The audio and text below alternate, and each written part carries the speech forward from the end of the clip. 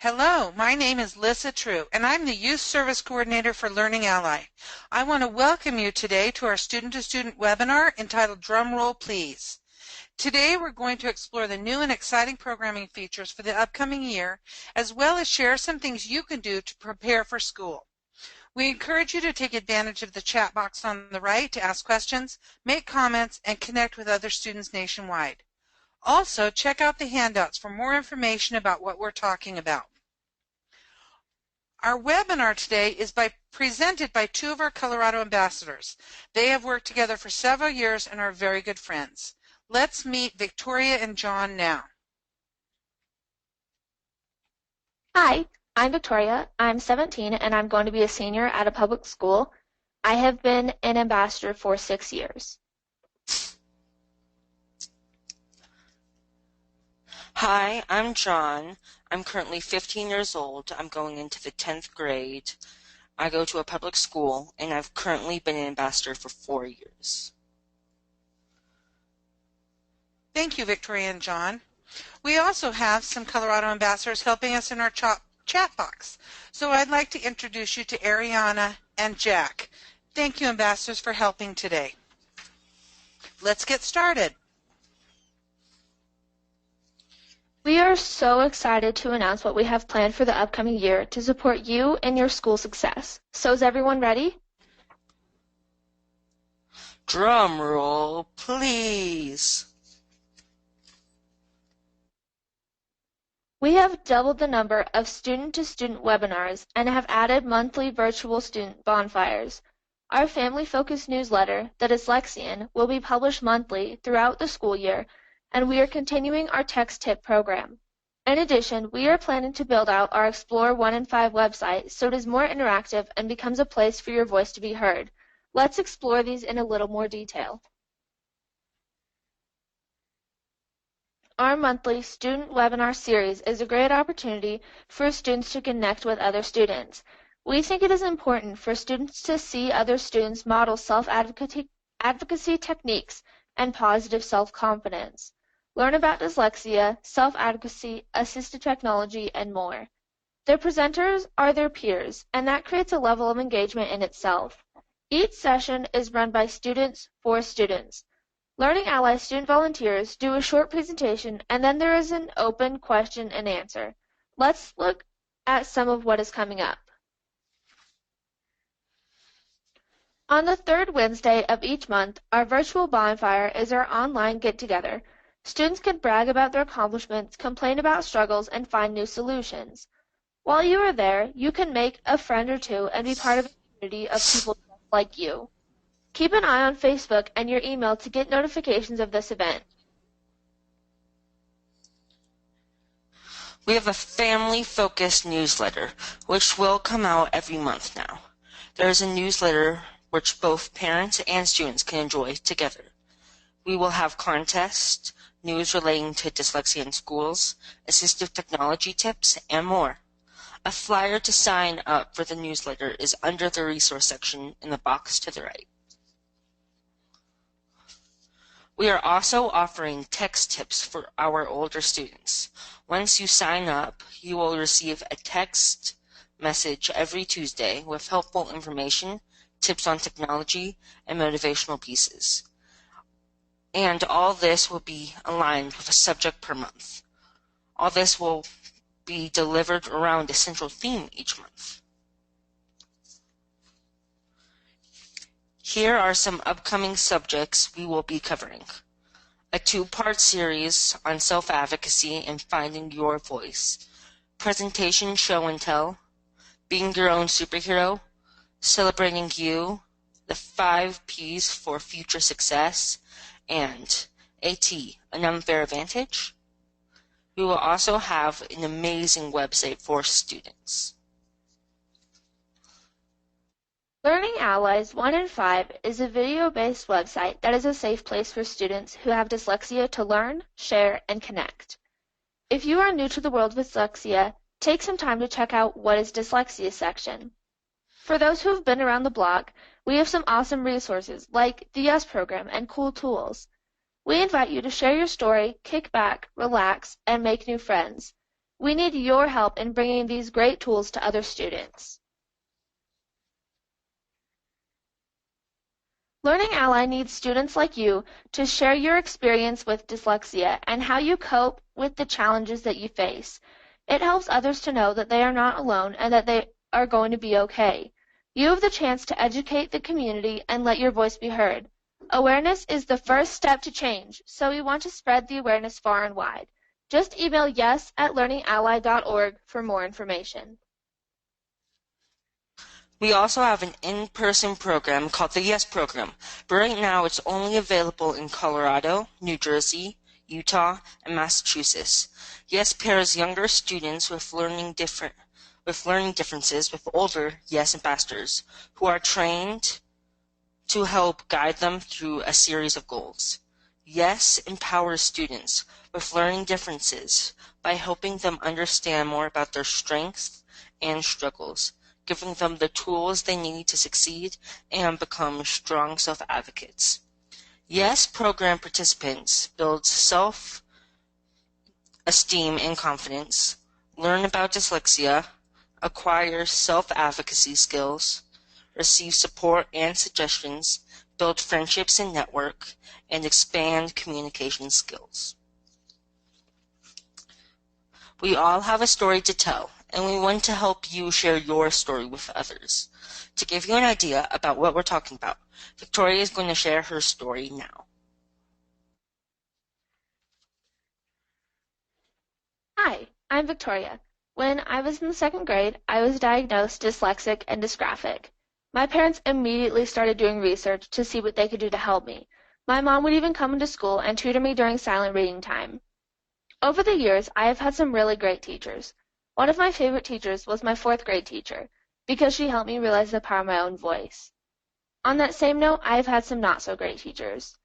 Middle school is hard for any student, but I think it is especially hard for kids with learning differences because they just want to fit in.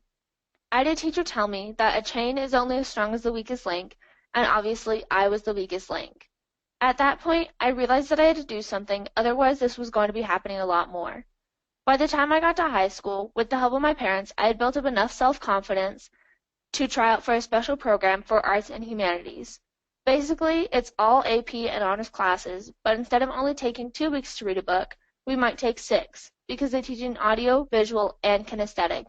This gives every student an equal opportunity to learn. Looking ahead to my future, I'm excited to go to college and hopefully get into my career in law enforcement. Now, whenever I'm struggling, I just remember it only takes 15 seconds of insane courage and something great will come out of it. In the picture that you see there, it is one of the opportunities that I got through the YES program. I got a chance to go to San Francisco and speak in front of a room full of superintendents.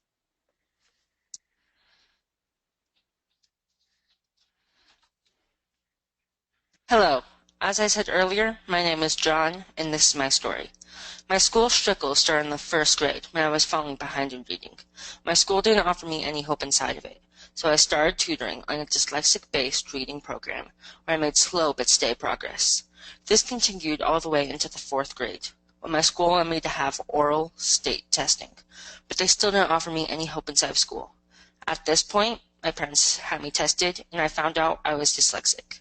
Having dyslexia answered so many questions for me. I always knew I was a smart kid, but I could never read or write as well as others. Now my school is listening and willing to help. In the 5th grade, I changed schools, so I could work with a dyslexic reading specialist for an hour a day, every day. This made a huge difference in my reading and my life. Currently now, I'm going into the 10th grade, and while I don't currently read quite at grade level, I comprehend several years above it. I've been lucky to have many wonderful teachers, and I've been called a hard worker and engaged learner, which has helped me keep a positive attitude. And for my dyslexia, it's not a good or a bad thing. It's just part of who I am, and I love being me. In the picture shown, I was in Washington, D.C., speaking for a presentation for YES.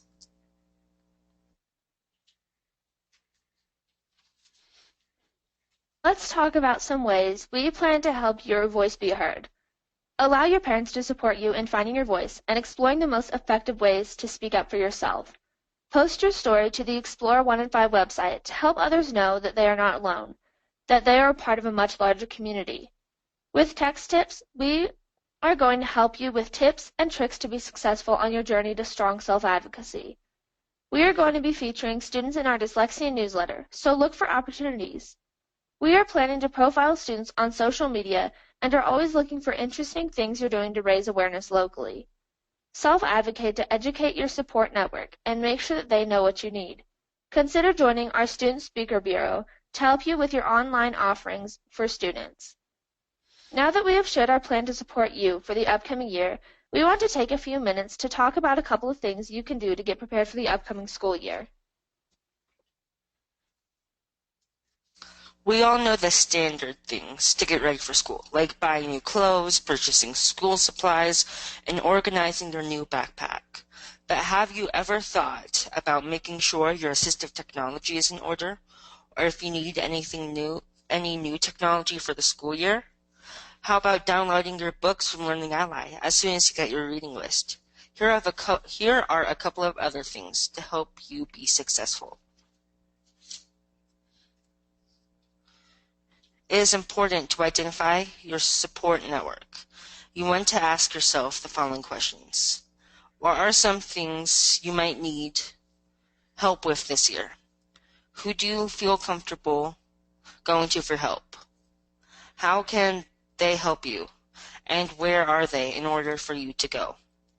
We have put a bullseye template in the handout for this webinar.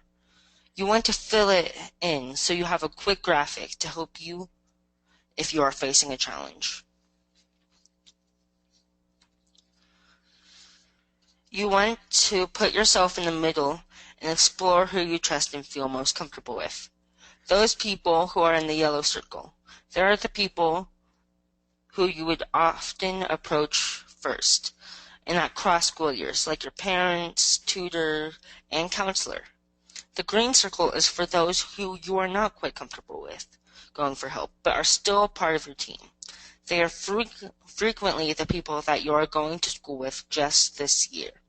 They are the second group of people who you would go to. Sometimes a favorite, misunderstanding teacher might be in the yellow circle, even if they are just for this year. And sometimes a family member who just doesn't get it might be in the green circle because you don't want to go to them first.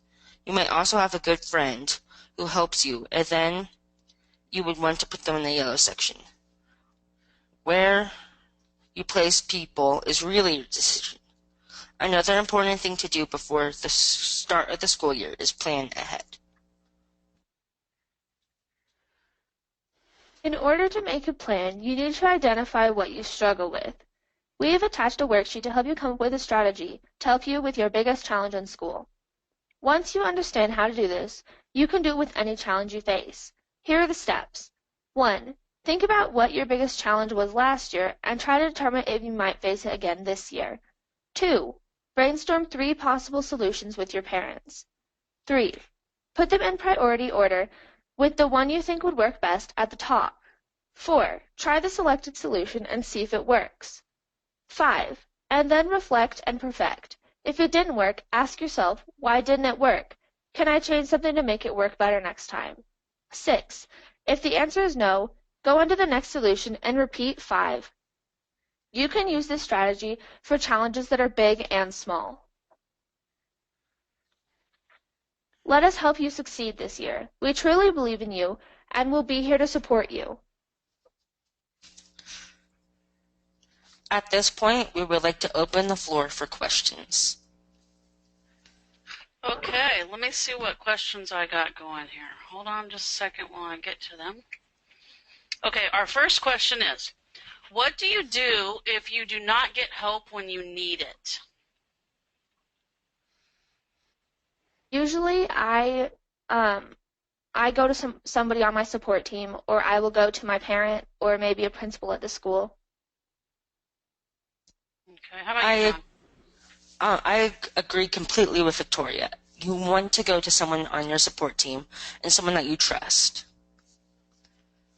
Okay, very good. So here's another one.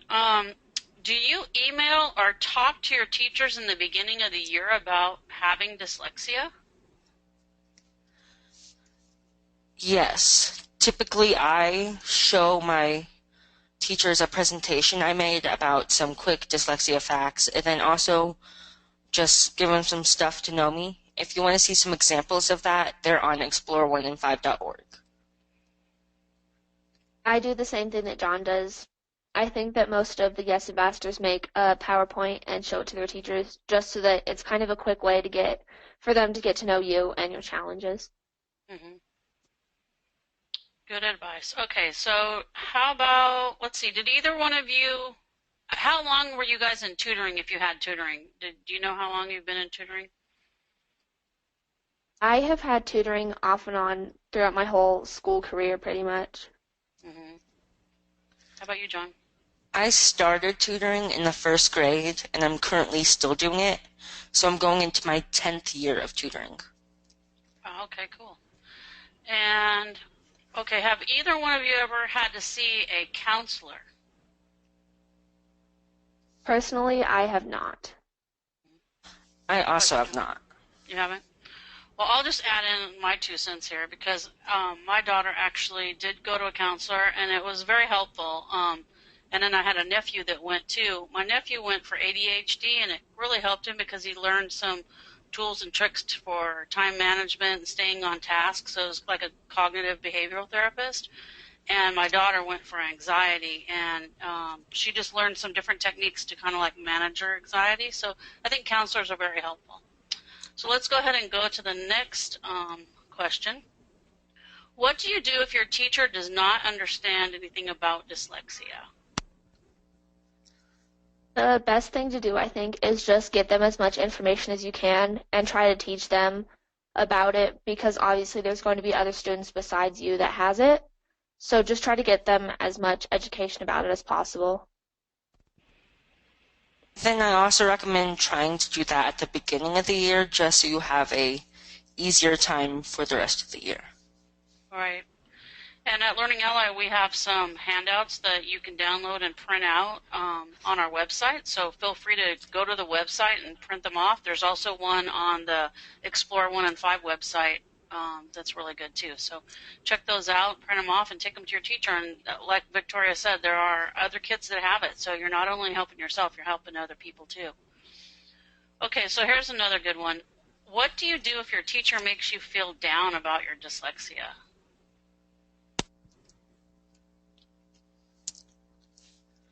Well, I think that you want to go to someone on your support team and talk to them about it, but also know that school is not the only part of your day. You have other parts of your day, so try to enjoy those as much as possible.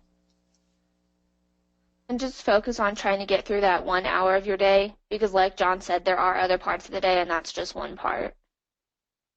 Very good advice.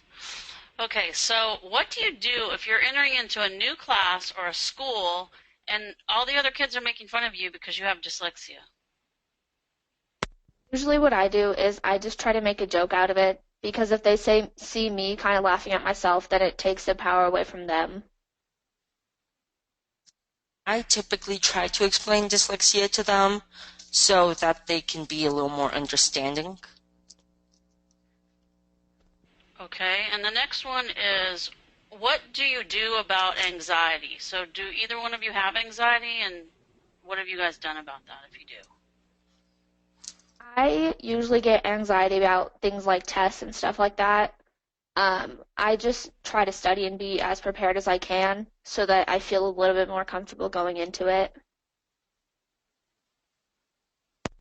Very good point. I mean, if you're prepared, that's going to help you, a little bit. And anxiety, you just have to sometimes just keep trying to shake it off. Sometimes you just build it up to be bigger than it is. It's a tough one. Counseling can help, though. So what do you do if you're in a class and you have to read by yourself? Do you tell your friends that you have dyslexia, or how do you handle that if you have to read like out loud? If it's reading out loud, I usually make sure that my teacher knows, and I ask them not to call on me unless I volunteer to read out loud, because it is embarrassing sometimes just because you do stumble over the words and things like that. Right. Okay. Okay, here's another one. What are your favorite subjects and the ones that you're best at in school, and why are they your favorites?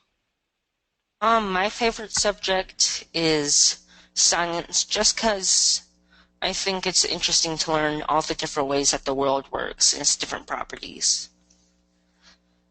My favorite subject is history because I like learning kind of what got us to the point where we are in the world right now. Okay, how about this one? What do you do when you feel overbooked? I try to find free time whenever there's not things, so I can relax a little bit, decompress, breathe, and then get back to work. And I also like to prioritize the most important things first, just in case I don't get everything done. I don't have a big mess on my hands. That's good advice. I do the same thing as John. I usually make a list, and then also I make sure to take breaks just so that I don't get too frazzled, like John said. Okay. You guys can go ahead and continue to post questions right here in the chat box. We'll still be answering a couple more questions. I have one more here. Let's see. What is a good way to remind your teacher that a 504 plan allows for listening to your books instead of iReading? Well, I think that the most important thing is just to have a working relationship with your teacher and be able to talk to them and just be able to remind them when something like this comes up. Just know how to self-advocate so that you do feel comfortable going and talking to your teacher and maybe giving them a little bit reminder, because you have to remember that they have up to 100 students, and so they have a lot to remember. Yeah, that's a good point too. Sometimes you might have to just remind them over and over, but that's okay, nothing wrong with that. So here's another good one. How did you guys become ambassadors for YES? I went through the beginning levels of the YES program, learning about dyslexia and things like that. And then I showed interest going to be an ambassador, so I went through an interviewing process and they accepted me. I was lucky enough to be one of the first ambassadors, so I didn't have to be a member first, but what John just explained to you is pretty much what everybody goes through in the hubs that are already standing, so in Utah, Massachusetts, Colorado, New Jersey. Okay, and then we have a question, since we were just talking about 504 plans. Someone wants to know what a 504 is, and a 504 is kind of like an IEP. It allows a plan for accommodations. So an IEP is for an individualized instruction program, and it's an individualized education program, but it's more like instruction and stuff like that. But the 504 is for accommodation. So that's the difference between the two, but they're both set up through your school. And let's see, what other technology do you guys use besides Learning Ally? Something that I really enjoy using is the LiveScribe pen, which is this really cool pen and pad of paper, and basically it records what the teacher's saying while I'm taking my notes, so I can go back and press anywhere on the notebook, and it will tell me what they were saying at that exact moment. I typically use a technology called Ginger, which is like a super spell check, because my spelling is so horrendous at times that normal spell check just won't pick it up. Okay, good. Now, you both said you had tutoring. Do you know if it was an Orton Gillingham program that you guys got tutored with? I think so, yeah. Okay. I got tutored originally with an Orton Gillingham, and currently now I just get tutored for like class subjects. Oh, yeah, like class support and stuff. Yeah. So different kind of tutoring. Okay, perfect. So what should I do about people making fun of me for using technology?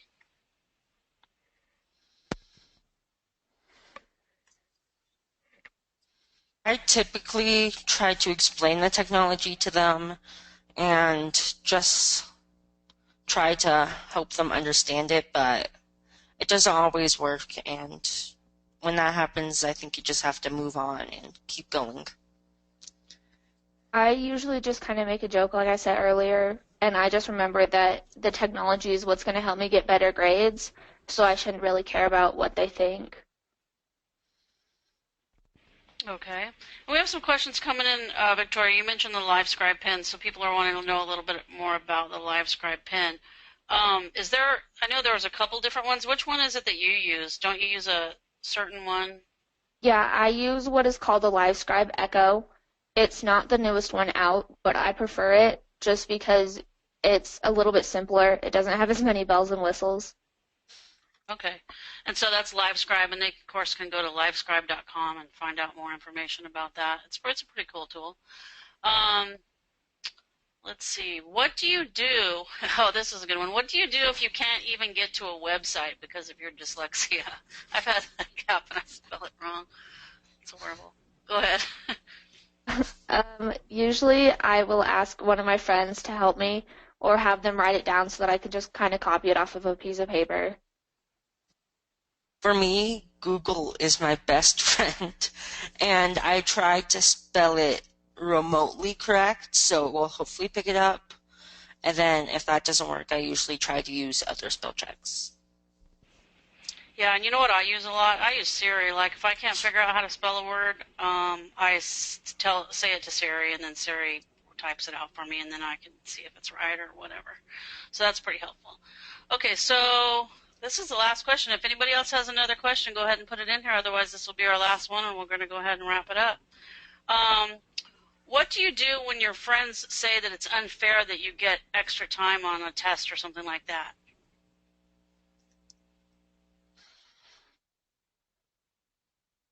I usually just remember that it's going to help me get better grades, and I just kind of explain it to them and why I need it.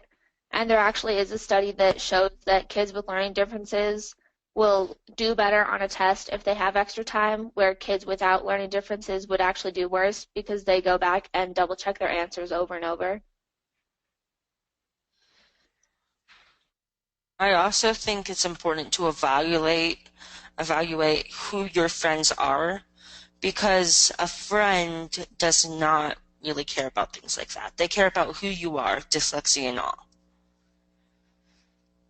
That's the best advice right there. Okay, cool. You guys did a great job today, and we don't have any more questions in the chat box. We'll wait just a second to see if anything else comes in, but you did a great job.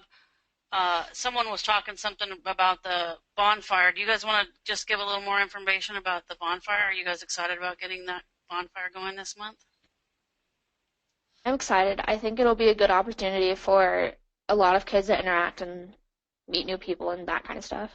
Yeah, I think so too. And it's kind of just a place like today where they're just everybody's just chatting and sharing information. Who knows what we're going to be talking about?